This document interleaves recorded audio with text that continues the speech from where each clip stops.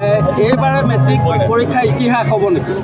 চাওক 7 তাৰিখে মেট্ৰিক পৰীক্ষা ৰিজাল্ট দিব, কিন্তু এইবাৰ আপোনালোকে জানে যে কোভিডৰ পৰিস্থিতিৰ পৰিপ্ৰেক্ষিতত ছাত্ৰ ছাত্ৰীসকলে বহুত বেছি প্ৰিপাৰেশ্যন কৰিব পৰা নাছিলে। গতিকে মই ভাবোঁ যে ৰিজাল্টটো অন্তত এনেকুৱা হওক, ভগৱানৰ ওচৰত কামনা কৰিম যাতে আমাৰ ল'ৰা ছোৱালীখিনিৰ আগৰ তুলনাত ৰিজাল্টটো যাতে বেয়া নহয়। কাৰণ এইবাৰ বহুত প্ৰত্যাহ্বানৰ মাজেৰে মেট্ৰিক হায়াৰ ছেকেণ্ডেৰী হৈছিলে।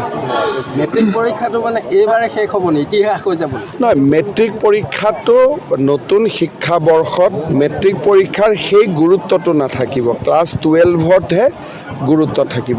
মই সোধা নাই, কালি এবাৰ চেয়াৰমেনে ক'লে মেট্ৰিক 7 তাৰিখে দিব, হায়াৰ ছেকেণ্ডেৰী 10-15 দিনৰ ভিতৰত 7-10 দিনৰ ভিতৰত দিয়ে দিব, যাতে আমাৰ ল'ৰা ছোৱালীখিনিৰ আগৰ তুলনাত ৰিজাল্টটো যাতে বেয়া নহয়।